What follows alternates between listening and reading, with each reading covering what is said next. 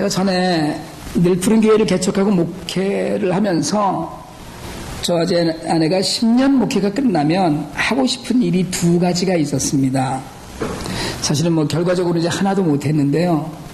그러니까 이제 그게 작년 2월 달에 이제 하고 싶었던 일이었죠. 그러니까 오래전부터 10년 임기를 채우고 이임하는 날 이런 일을 다 해야 되겠다. 이렇게 생각한 일이 있어요. 첫 번째가 이임하면 한 6개월 정도 하와이 열방대학에 가 있고 싶다. 이런 생각을 했었어요. 이임하는 날 하와이에 가서 한 6개월 정도 영적인 재충전과 새로운 도전을 위한 준비를 좀 하셨으면 좋겠다. 그런데 다른 데 말고 열방대학을 좀 갔다 오면 좋겠다. 이런 생각을 했어요. 요즘은 하와이도 좋고, 도미니카에도 지금 김현철 선교사님이 오픈하신 그 열방대학이 좋기 때문에 그런 쉼과 충전의 시간이 있으면 좋겠다는 생각을 했습니다. 결국은 그게 이루어지지 않고 대신에 5월 달에 한국에 나갔다가 제주도에 가서 제주 열방대학을 구경만 하고 왔어요. 제주 열방대학 안내받고 구경하고 왔어요. 두 번째로 제가 소망했던 일은 앞으로 어떻게든 이건 꼭 한번 해볼 거라는 다짐을 요즘도 합니다. 혹시 장로님 시간 있으시면 한번 하시면 참 좋을 것 같아요. 제 평생에 이건 한번 해보고 싶다라는 정말 간절히 해보고 싶어요. 지금도 기회가 되면 할 수 있으면 좋겠다 이런 생각을 하는 일인데요. 그게 바로 까미노 데 산티아고라고 하는 스페인 순례의 길입니다. 여러 갈래 길이 있는데 프랑스 남부를 출발해서 그 스페인 서부에 있는 산티아고 데 콤포스텔라 대성당에 이르는 약 한 800km 되는 길을 걸어가는 거예요. 계속 걷는 거예요. 이스라엘 성지순례도 하고 싶지만 오히려 관광처럼 다니는 성지순례보다 더 간절히 그리고 할 수 있다면 해보고 싶은 일이 산티아고 가는 길을 걷는 일입니다. 매년 수없이 많은 수만 명이 넘는 사람들이 이 카미나드 산티아고를 걸어요. 제 주변에도 이 길을 완주한 분이 계신데 꼭 가보고 싶어요. 보통 한 달에서 2달 걸린다고 하고요. 시간이 이렇게 길게 안 나는 분들은 한 번 갈 때 열흘이나 2주 정도 걷고 돌아오고 그 다음번에 다시 가서 또 걸었던 곳에서 다시 시작해서 걷고 이렇게 해서 매일 한 4-5시간씩 걸어서 한 40일 정도 평균 걸린답니다. 그래서 제가 까미노 데 산티아고를 동경하는 이유는 단지 하나예요. 걷기 때문이에요. 걸어가기 때문에 그래요. 걷는데 혼자 걷진 않거든요. 일행이 있어서 동행합니다. 그래서 걷기에 익숙해지면 여러분 사실은 걷기에 익숙해지면 다른 동행이 생겨요. 하나님이셔요. 하루에 8시간씩 짧게는 한 달 넘는 길을 동행이 있더라도 홀로 묵상하는 시간이 상당히 많아진답니다. 많은 분들이 다녀오신 분들이 그런 얘기를 해요. 하루에 4시간, 5시간을 매일 걷는데 걷다가 보면 같이 그 길을 가자 이렇게 해서 같이 간 사람도 있지만 앞서거니 뒤서거니 하면서 혼자 자신의 삶을 돌아보고 하나님과 묵상하는 시간이 많이 늘어난답니다. 이 길은 예수님의 제자였던 사도 야고보가 스페인으로 선교를 떠나서 걸은 곳이다. 또 도착한 곳이 지금 이제 우리가 얘기한 산티아고 데 콤포스텔라 대성당인데요. 걷는다는 것, 걸으면서 하나님을 묵상하고 하나님과 동행할 수 있다는 믿음. 저는 이게 꼭 굳이 거길 걷지 않아도 되지만 기회가 되면 꼭 한번 해보고 싶어요. 하루에 한 20유로 정도 비용이 든답니다. 개인적으로 먹고 자고 하는데 한 20 내지 30유로가 든다는데 다 걷는데 한 1200불 정도는 예산이 있어야 된다고 그러더라고요. 그런데 한 달 한 40일을 살면서 1200불 정도로 걸을 수 있다면 그것만큼 유익한 일은 없겠다 이런 생각을 해요. 여럿이 같이 오는 경우도 있고 한두 사람이 오는 경우도 있고 혼자 오는 사람도 상당히 많답니다. 그러니까 혼자 와도 사실은 일행이 되고 동행이 되잖아요. 같은 목적지를 향해서 쭉 걸어가다가 보면 그런 길동무들이 생기는데 다들 굉장히 다 다른, 각기 다른 이유로 이 길을 걷습니다. 신앙적인 이유, 또는 뭐 개인적인 이유, 심지어는 어떤 사람은 살을 떼려고도 걷기도 한다고 해요. 그러다 보면 인간은 그런 길을 걸으면서 홀로이면서 그러나 결코 혼자가 아니라는 걸 발견하지 않을까 그런 생각을 합니다. 여러분, 하나님과 동행하는 일, 여러분 인생은요 하나님과 함께 걷는 것이라고 저는 믿습니다. 하나님과 이야기도 하고 때로는 서로 침묵하면서 그러나 같은 방향을 향해서 때로 앞서거니 뒤서거니 하면서 어떤 때는 심각한 이야기도 하고요, 때로는 농담처럼 가벼운 이야기도 하고, 그러다가 어느 시간인가 마침내 하늘나라에 이르는 것이 인생이 아닐까 싶습니다. 평생을 동행하는 아내도 있고 자식들도 있고 믿음을 나누면서 서로 기대는 성도들도 있지만 결국 사람들은 각자 하나님의 손을 붙들고 가는 건 아닌가 하는 생각도 합니다. 까미노 데 산티아고를 걷는 사람들이 동행이 있어도 같이 가는 사람들이 있어도 걸으면서 침묵 속에 하나님을 만난다, 이런 얘기를 많이 해요. 우리 인생길에 동반자가 있고 동행하는 많은 사람들이 있어도 결국은 하나님과의 동행이 되어야 되지 않을까 이런 생각을 합니다. 오늘 우리가 읽은 본문이요, 하나님과 동행한 대표격인 에녹을 우리가 성경 말씀 안에서 만납니다. 성경에 하나님과 동행한 대표적인 인물이 에녹이고요, 그리고 다음 주에 우리가 말씀을 나누려고 하는 노아입니다. 노아와 에녹 두 사람은 하나님과 동행한 사람이에요. 이 땅에서 죽지 않고 몸을 입은 채 하늘나라에 올라간 사람이 예수님을 빼면 에녹과 엘리야 두 사람입니다. 그러니까 에녹은 하나님과 동행하고 죽지 않고 천국에 이른 유일한 인간이에요. 그러면 에녹을 통해서 하나님과 동행하는 모습은 뭐고 그 의미는 무엇인가, 또 어떻게 하면 하나님과 동행하는 삶을 살 수 있을까, 우리가 오늘 에녹을 통해서 전해지는 말씀 가운데서 이런 의미와 내용을 좀 발견해서 우리도 하나님과 동행하고 승리하게 되는 삶을 살기를 원합니다. 그러면 에녹은 아담의 7대 손이거든요. 아담과 셋, 에녹이 이렇게 쭉 내려 7대 손인데 모두가 다 타락해가는 세상에서 셋의 후손들을 통해서 하는 이제 구원의 역사를 보이려고 계획하고 준비하십니다. 그 계보 가운데 아주 독특한 사람이에요. 당시에는 노아의 홍수 이전이었기 때문에 대개의 사람들의 수명이 900년쯤 되었습니다. 저희 부친이 금년에 95이 되시는데요. 아담이 903세, 셋이 912세 이런 식이죠. 에녹의 아버지 야렛이 962세까지 살았고요. 에녹의 아들 무드셀라는 969세를 살아서 가장 긴 최장수의 삶을 삽니다. 그런데 에녹은 365세에 죽어요. 그러니까 죽는다는 말은 틀렸고요. 365세까지 땅에 살았습니다. 그러니까 당시로 얘기하면, 지금으로 얘기하면 35쯤 죽은 거예요. 지금으로 얘기하자면 우리 지금 평균 수명이 좀 늘어났다 이러지만 80, 90 이러잖아요. 근데 보면 일반인의 한 3분의 1 좀 넘는 세월을 살았다고 할 수 있어요. 근데 이게 살았다 죽었다가 해당이 되질 않아요. 그러니까 일반적인 수명의 3분의 1 정도를 이 땅에 머물렀다 이렇게 표현하는 것이 가장 정확할 텐데, 그리고는 하늘나라로 갔는데 육신 그대로, 인간의 몸이 죽고 영이 가는 것이 아니라 육신 그대로 하늘나라로 간 것입니다.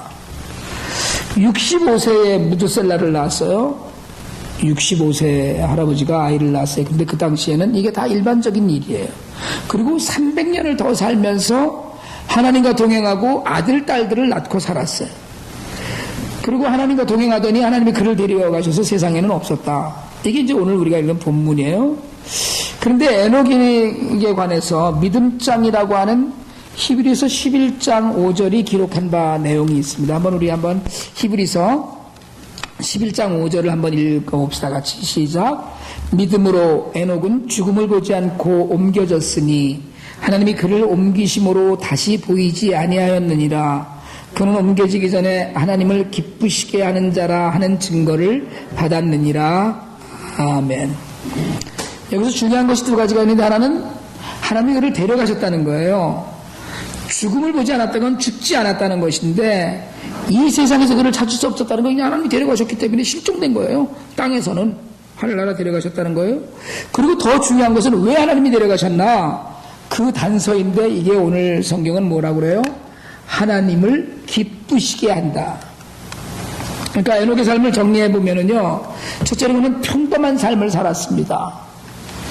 당시 그저 그런 나이에 아이들 낳고 오래오래 살았어요. 에녹도 사실은 하나님께서 일찍 데려가셨지만 365세가 일찍이니까 여러분, 우리는 회개해야 될 것 같아요. 좀 더 건강하게 오래 사시길 바랍니다.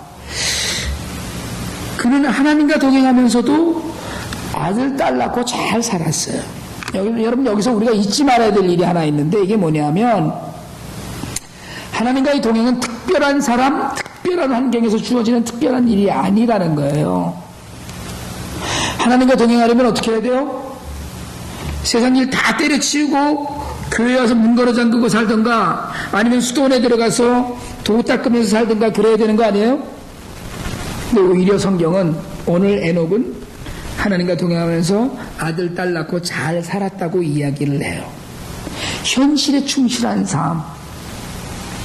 여러분, 자신의 일에 충실한 삶, 자신의 삶에 열심인 삶이 하나님과 동행하는 데 첫 번째 기본입니다.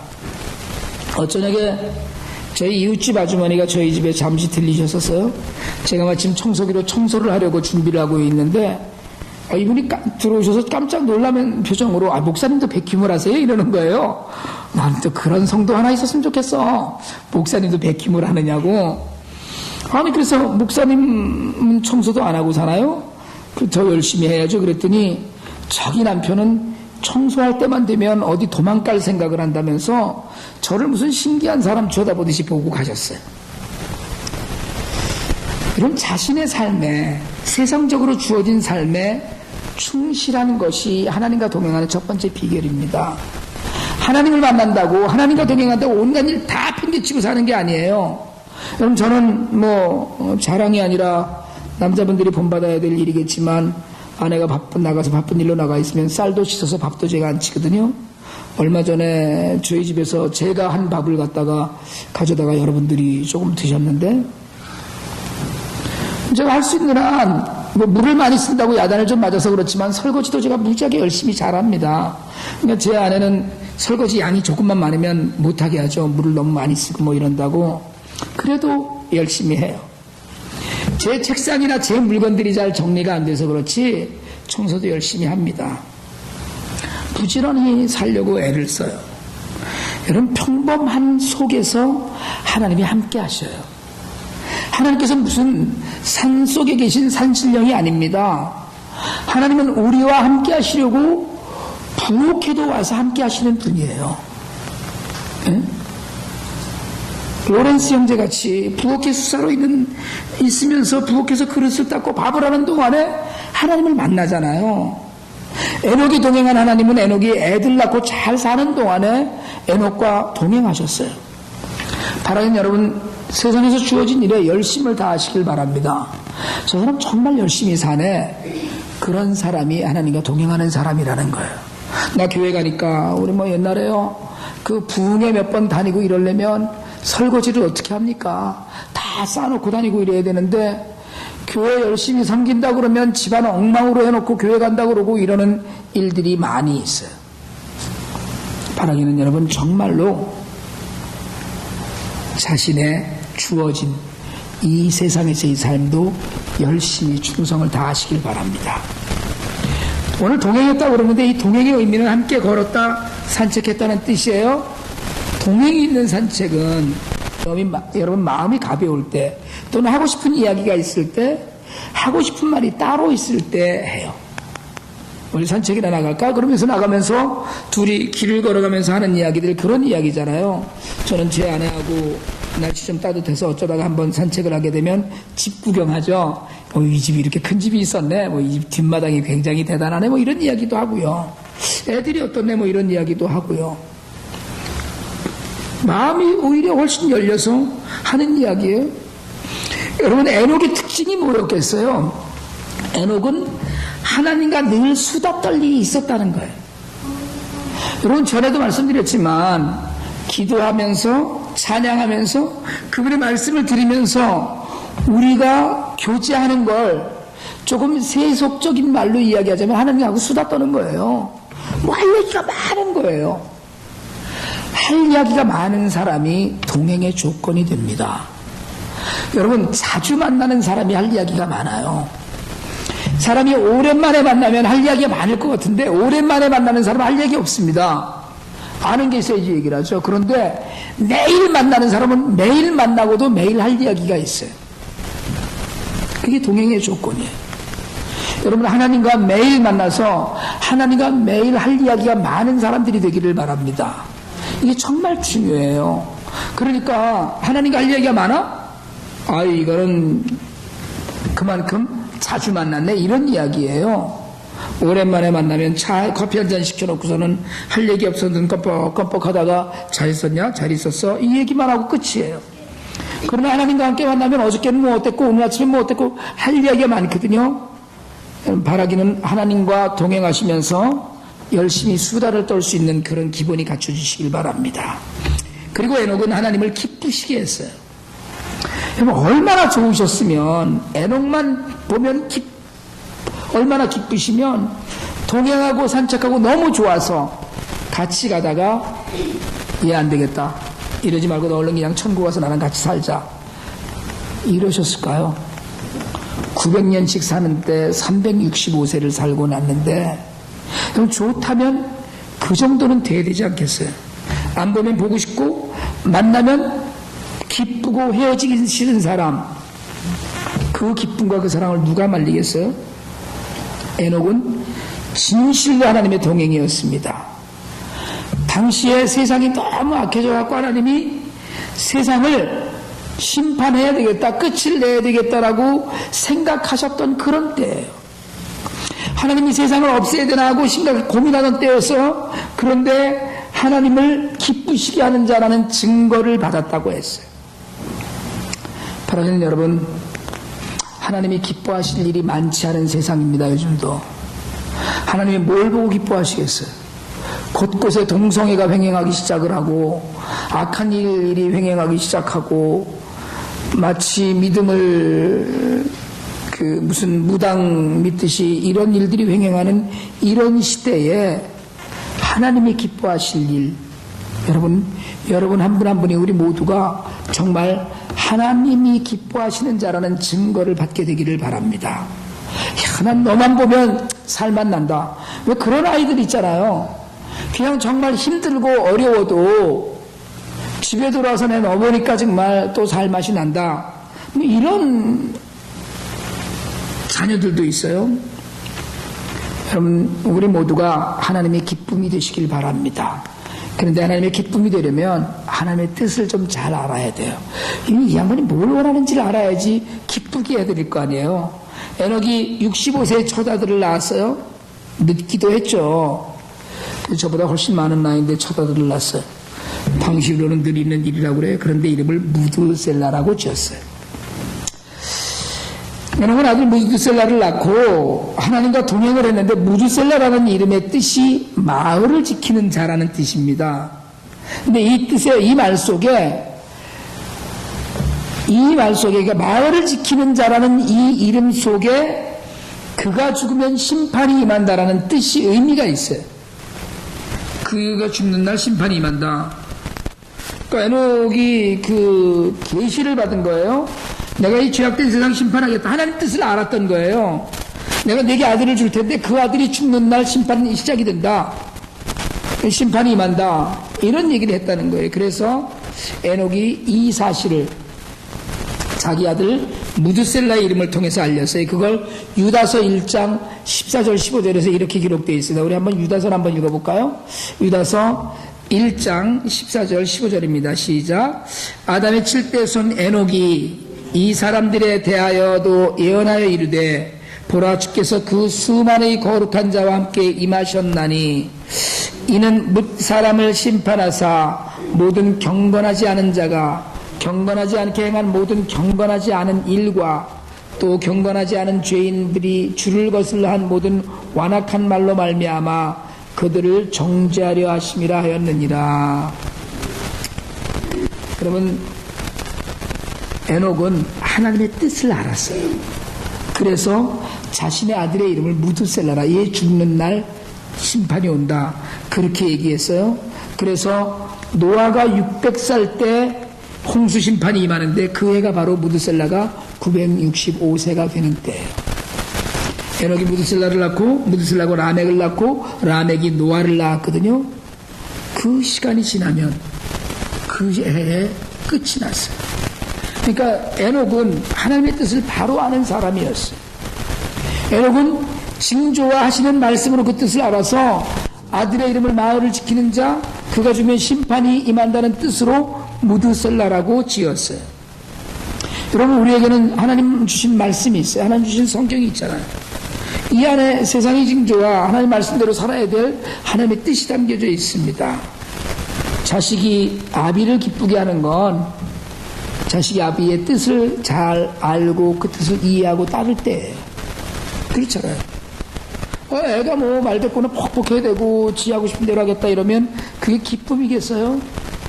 그런데 하나님도 마찬가지예요. 하나님을 기쁘시게 하는 건 하나님의 뜻을 잘 깨닫고 그 뜻을 따라서 사는 겁니다. 에녹은 평범한 일상 가운데서 하나님을 기쁘시게 하면서 살았어요. 여러분, 정말 세상에 심판이 있을 걸 알 정도로 하나님의 뜻을 알고 이해하고 하나님을 기쁘시게 했던 에녹처럼 오늘 우리에게도 그렇게 하나님을 기쁘시게 하는 그런 삶이 있길 되길 바랍니다. 그냥 하나님 한 분만 보면 생각만 해도 하나님 오죽하면 얼른 데려가서 같이 있고 싶어하는 그런 사람이 될 정도라면 여러분, 이 땅에서 살면 얼마나 풍성하고 기쁨이 넘쳤겠어요. 물론 뭐 너무 또 기뻐하셔서 오늘 당장 또 우리 모두를 얼른 데려가시면 곤란하지만 어쨌든 이 땅에서 우리에게 맡겨주신 모든 일을 기쁨으로 감당할 때, 하나님도 기뻐하실 때 여러분 정말로 하나님 앞에서 우리 삶이 정말 온전해지고 하나님이 기뻐하시는 동행하는 삶이 되기를 원합니다. 그러면 여러분, 하나님과 동행하려면 어떻게 해야 될 것 같아요?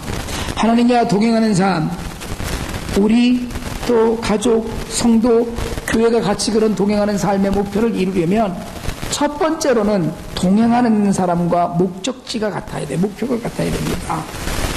자신이 원하는 목표가 아니라 하나님이 원하시는 목표, 하나님의 뜻이 담긴 목적을 이루어야 돼요. 거기에 동참해야 돼요.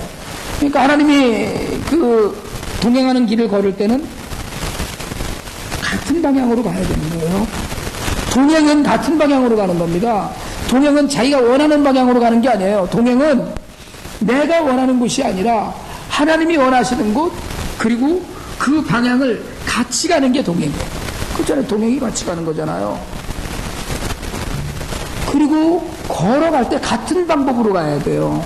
여러분, 결과보다 과정이 중요하다고 해요. 어떻게 살았나, 무엇을 이루었나는 중요하지 않습니다. 여러분, 무엇을 이루었나에 매달리기 때문에 오늘날 교회들이 망가지고 무너지고 해요. 이룰 거 전혀 없습니다. 이룰 건 하나님이 알아서 하시는 일이에요. 우리는 충성하고 동행하기만 하면 돼요. 하나님의 방법으로. 여러분, 선한 일을 하려고 도둑질을 할 수는 없잖아요. 에? 정말 뭐 이렇게 너무 좋은 일을 하려고 남을 해칠 수는 없는 거 아니에요.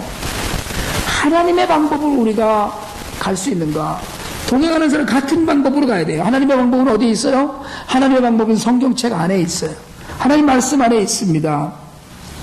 그러니까 목표가 같고 목적지가 같아야 되고 방향이 같아야 되고 그리고 방법이 같아야 돼요. 하나님은 이거 이렇게 어렵더라도 이렇게 희생하더라도 좁은 길로 가야 돼 하지만 나는 그렇게 가기 싫어. 이쪽 방법으로 갈래. 이건 동행 아니에요. 내 방법으로 그냥 가는 거지. 그러니까 하나님이 원하시는 방법이 말씀 안에 있는 대로 그 방법대로 가야 됩니다. 그리고 동행은 어떻게 해야 될 것 같아요? 동행은 걷는 속도가 같아야 돼요. 속도가 같아야 돼요. 또 너무 죄송하게도 하나님은 천천히 걷는 일의 명수셔요. 이상하게 하나님 급한 일이 없으시더라고요. 난 당장 급해서 죽을 것만 같은데 절대로 급하지 않으셔요. 나는 하나님처럼 그렇게 여유만만한 분을 이 땅에서는 본 적이 없어. 그러니까 우리가 하나님과 동행하려면 하나님 걸음의 속도로 가야 돼요. 하나님 시간에 맞춰야 돼요. 하나님 발걸음에 맞춰야 돼요. 아까 말씀드렸지만 카미노 산티아고를 쭉 가면서 나는 시속 6km, 7km 가야 된다 막 뛰듯이 가는 사람과 나는 여유를 갖고 가야 되겠다 하는 사람과는 동행이 될 수가 없어요. 목적지 종착지에 가서 만날 수는 있을지 몰라도 동행되지 않습니다. 하나님의 시간에 하나님의 발걸음에 맞추는 일, 그래서 가라고 하면 가고 멈추라고 하면 멈추는 순종에 달린 일, 이게 동행의 기본이에요. 여러분, 하나님과 동행하는 건 하나님을 기쁘시게 하는 일이고 하나님께서 동행하고 싶어 하시는 사람, 하나님의 기쁨인 사람들입니다. 천국에서 같이 오래오래 일찌감치 살고 싶어 하는 사회가 되도록 정말 이 땅에서 하나님과 동행하실 수 있길 바랍니다. 우리가 사는 날 동안에 하나님이 기뻐하시고 난 너랑 꼭 같이 있고 싶어 하는 인생이 된다면 여러분, 그것처럼 성공한 인생 없어요. 새해 한 해 동안에 하나님과 깊이 교제하면서 하나님과 동행하시길 바랍니다. 여러분, 정말 하나님 뜻을 알고 하나님과 같은 곳을 바라보고 하나님의 방법, 하나님의 길로 우리가 같이 살면서 하나님이 동행하시는 인생은 여러분 세상에서 가장 복된 인생입니다. 여러분의 삶이 그런 삶이 되기를 주님의 이름으로 축원합니다.